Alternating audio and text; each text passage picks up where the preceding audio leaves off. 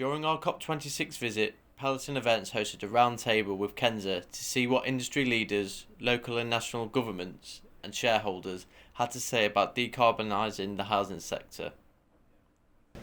One argument is to say, well, if they would benefit from solid wall insulation, then all of our three counterfactuals, whether it's a gas or an air source heat pump or a ground source heat pump, actually, if they need insulation, you should do the insulation for any of those technologies going forward, and that cancels out from an analysis point of view. 60% of Scotland's heat demand, just from green space. So, and that's not taking into account brownfield land. It's not taking into account fields around the outside of settlements, which we consider to be agricultural, not green space.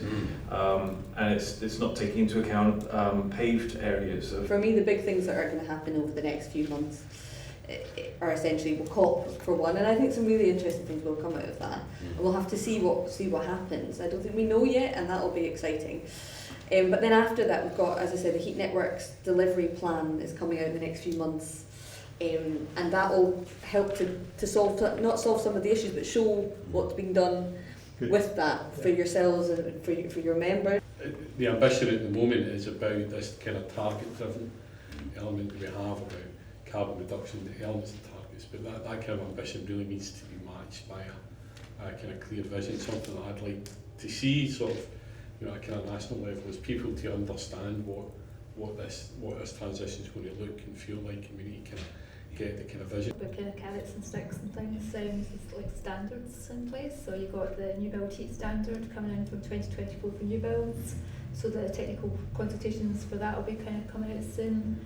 But for retrofit, you need to start thinking as well about that. There's all different tenures, the owner occupier, private rented sector, and I know these are starting to move forward in the Scottish Government, but I think that's the kind of thing that will drive a lot of this. And so it's been my mission to get ground source underway in that and have a lot more awareness and education, because a lot of people just say, oh, it's too expensive, and especially the consultants that people are going to don't have no experience of ground source, and either it's too expensive or there's not enough space for that, and they very quickly dismiss it. So there's a piece of work needing done, which actually, and to be fair, Ofgem's kind of involved in that now as well, is looking at how can you make these networks fit for the future. And if you look at it overall, probably it's the distribution network is going to be the one that's take the biggest burden here. I think it's in the street next to our houses. The transmission stuff and all the rest of it is